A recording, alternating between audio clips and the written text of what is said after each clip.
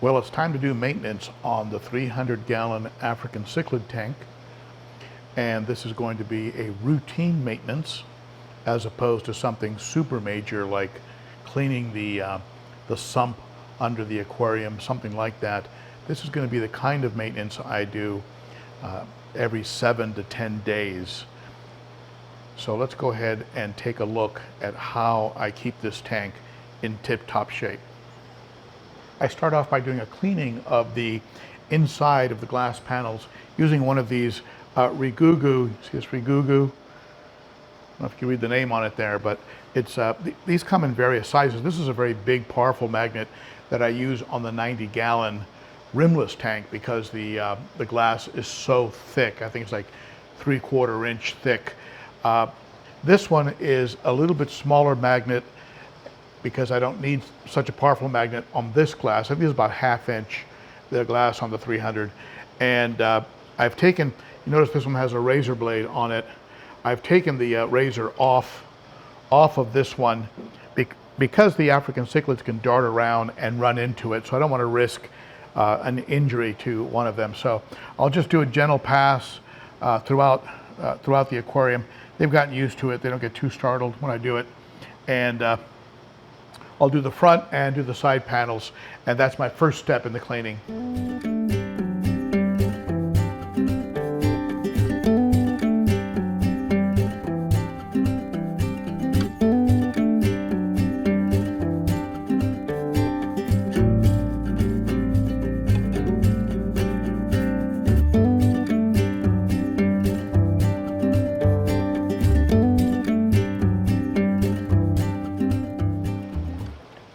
The next step is I pull off and rinse the pre-filter on the intake of my FX, Fluval FX6. I try and get it out of the tank quickly so I don't let too much of the accumulated gunk in it spread out over the tank. I rinse the sponge in tap water. I'm not concerned about the beneficial bacteria in it because I have a deep substrate and massive sponges in my sump, and that's taking care of all of my beneficial bacteria needs. So I don't worry about the impact that using tap water will have on rinsing that particular sponge. So that step is completed. Let's go ahead and drain some water out of the tank.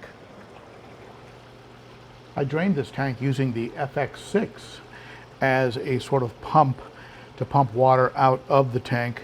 You unplug your FX6 and shut down your hoses. Leave your in connected and pull off your output. Just be sure to have a towel handy because you are going to lose a little bit of water. The water that's trapped in this little neck here of this section. There you go.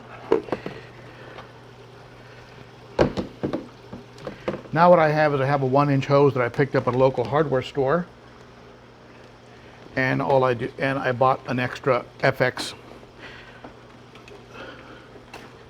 valve, and that just goes onto my output.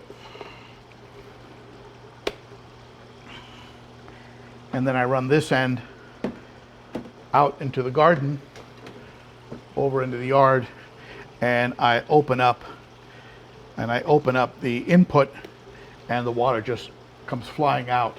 It'll fly out and drain as a siphon, or I can go ahead and plug in the FX6 and it supercharges the drain, and it drains real fast because now the pump, right? The pump on the FX6 is working to drain the tank. So let's go ahead and get this outside, open up the input, and let's let the tank drain down about 30%, and that'll be as much as I'll do a water change on this tank. You just got to make sure your pumps and your filters are unplugged. Also, when draining the tank, be sure you don't drain below the level of your heater because that could create a problem. Even though in this tank I'm using a Hygger heater that will detect if the water level is below the safe level and will turn itself off and start flashing an alarm, which is something I love about the larger Hygger heaters. In this case, there's an 800-watt Hygger inside the aquarium, and I believe a 1,000-watt titanium inside the sump. So it has a tremendous amount of heat. And I go ahead and I just simply unplug. I unplug the heaters during the water change.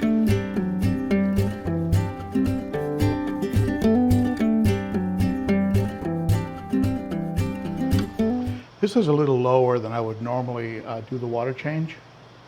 This is about I would say getting close to 50%. I'll usually change about 20, 30%. And that keeps nitrates where they should be and really minimizes the chance of a pH or temperature or any kind of a shock to the fish during a water change. I received a lot of emails over the years about problems after a water change, so I try and minimize those by minimizing the total percentage. And because of that, I'll do a water change every week. I could probably go 2 weeks, especially with a tank this size, but I'll do a water change every week and just do less of a percentage instead of going a massive percentage, and which I think it can be a little bit of a shock for a fish. But if that's working for you, hey, carry on. Do what works for you.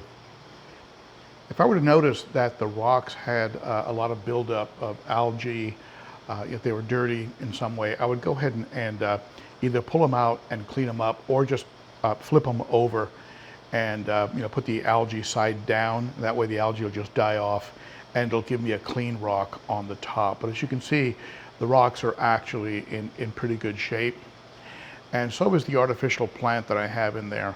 If that artificial plant had a bit of an algae buildup on it, I would go ahead and swap it out for one that's been cleaned, or maybe give it a real light scrub down inside the tank. But the plant and the rocks look pretty good. The only thing I might also do is just give a very light, maybe a 1/4 inch or so raking to the substrate, just to freshen it up and turn it over just a little bit. I don't do anything major to the substrate, and I don't go too deep on the substrate because it's very deep, and I want the bacteria that's growing in the bottom and down an inch or so. I don't want that disturbed. I'm hoping that's going to give me a little bit of anaerobic denitrification, and so help try and consume some of the nitrates naturally. So I do a very light turnover, a very light raking of the substrate. As you can see, that's about as deep as I'm going to get. You'll notice there isn't a lot of fish poop being kicked up by doing that, because the real powerful current within this aquarium suspends the fish poop, and it goes into the intakes of the sump and the FX6.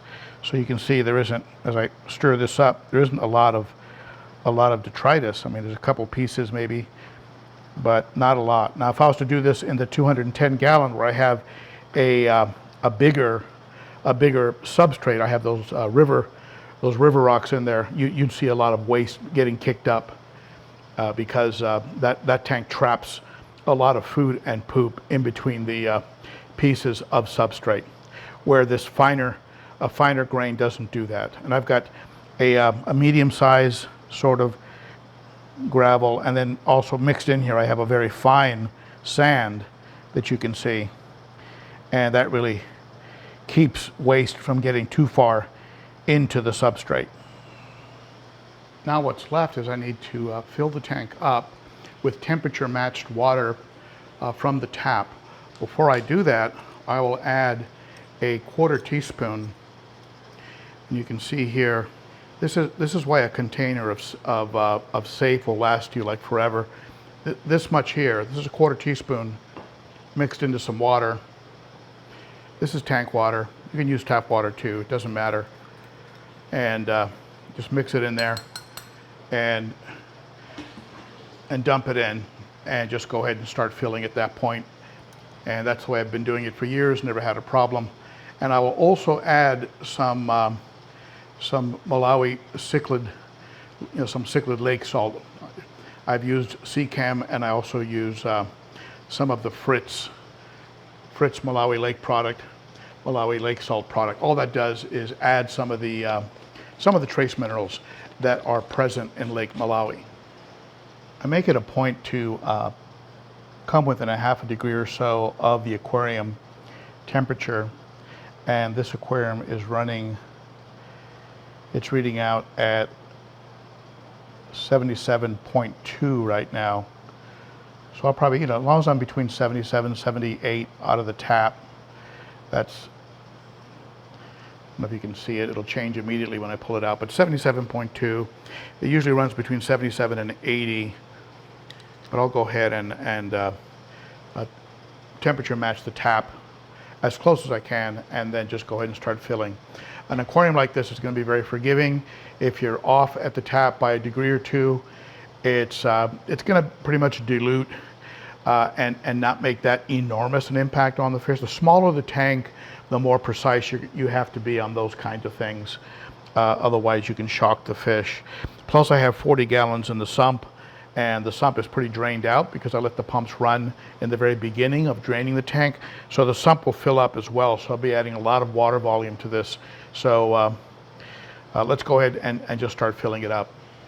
The fill-up process on a tank this size can be kind of slow, but I like it that way because that way the things like pH and temperatures and things like that can gradually, slowly sort of adjust, so there isn't any kind of shock to the fish. When you fill up a tank that has a sump, the emphasis is on the water level within the sump, and I'll show you what I mean once the water level gets up to the intakes on the Synergy overflow box. Then it'll start dumping into the sump, and when the sump reaches a certain level, I know that I've added enough water to go ahead and end off on this process. Before I determine the final water level within the sump, I will plug the pumps in and just make sure that, because that will adjust the water level in the sump, and that'll give me the final water level. But let's go ahead and fill this thing up and take it from there. This is the Fritz product, the Fritz Rift Lake Cichlid salt. It contains some probiotics in it for African cichlids, and I don't use the full dose. The full dose would be a lot of it. I just put enough in there so that the fish are getting some trace minerals. So I put like a heaping tablespoon. It makes this milky sort of concoction. I just pour it in there, and it clears up instantly. You don't have to worry about it fogging the aquarium, and this will give them some of the trace minerals that are found in the lake in the proper proportion, or the same proportion that they exist in the lake. So this, and also the CCAM Malawi lake salt products, are both good products. Is it making a huge difference? I don't think it's hurting, so I'll just continue using it. I've been using it for many years now. Partway through filling up, I will do another temperature check on the tap, just to make sure that it hasn't shifted because somebody's running the dishwasher or taking a hot shower, or maybe the hot water heater is struggling a little bit. I'll go ahead and double check the temp. Something that I recommend when you're filling a tank that is this size with this amount of water volume. You can get a shift in temp, so just be aware of that. So with the pumps running and the FX6 also plugged in, I've reached the water level, the desired water level in the sump, which is right below that blue strip, that piece of tape there. And so this aquarium is now ready to go. The reason I keep a gap between between the top of the 40-gallon sump and that water line is, in the event of a power outage, the tank can back siphon and it will not overflow. It'll fill up the 40-gallon up to the black frame, but that's as far as it'll go. It will not overflow it. So that's how I service this 300-gallon tank. Very similar to how I service the 210, except with the 210 I will do some gravel vac, some deeper gravel vac, because in that aquarium I have some larger larger pebbles from river rock, which can trap detritus. Otherwise, it's very, very similar. The only other thing I would add is that you do need to change the filter socks on the sump if they are clogged and start to overflow, which I did on this one. I changed one of the 7-inch across filter socks, and once a year, usually I'll go ahead and do a light servicing on the sump, which is vacuuming the bottom of the sump, rinsing out some of the sponges, and then putting it back together. And I'll also, once or maybe twice a year, depending on the flow, I'll service the canister filters, who don't require that much servicing because of the pre-filters that capture a lot of the waste, and it gets rinsed down the sink. So if you have any tips, be sure to add them in the comments below. We all learn from each other in this channel, and especially if you have very large tanks, I'd like to hear what you do to take care of them. And we'll talk about this and a heck of a lot more on Saturday at the Cichlids and Coffee live stream at 11 a.m. Central. And that's a great group of fish keepers get together for about an hour and talk about everything from filtration to fish profiles to just about everything, and as well as answering your questions. If you'd like to support the channel, be sure to give the video a thumbs up, subscribe, and hit that notification bell. And to go one step further, consider becoming a member of the Garage Gang, a Patreon supporter. That's a monthly way to support the channel for as little as $3 a month. Details are in the description. Thank you, my friends. You're the best. I'll see you again soon. Bye-bye.